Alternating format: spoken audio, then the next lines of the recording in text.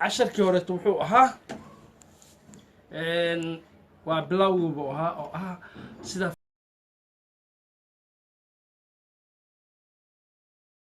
faraha loo qabto waa birimo ama wanka oo la qabanayo oo la deynayo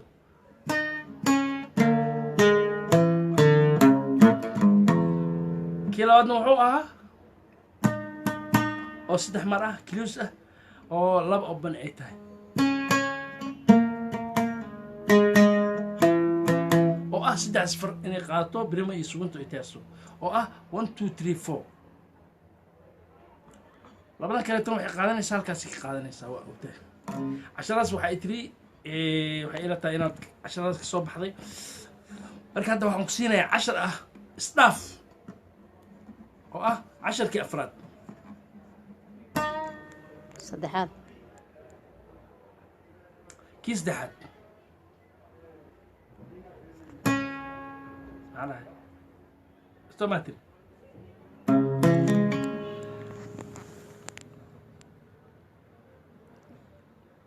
شده صحيح ها marka 10 afraad waa saddexaad waxa weeyaan isku dhufasho wanka oo close ah and second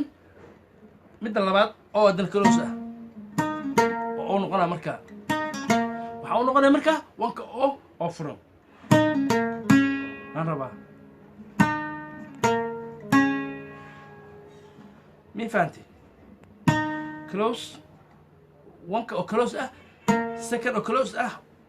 ay wanka oo open ah haddana second oo close ah ters 3 oo close ah marka midkii hore ka bilowday open ku dhufan marka waxay noqonaysaa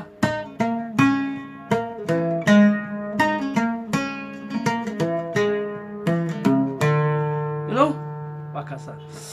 1 close 2 close 1 open 2 close 3 close 1 open 3 close 4 close 3 open 3 4 close 5 close 4 open marka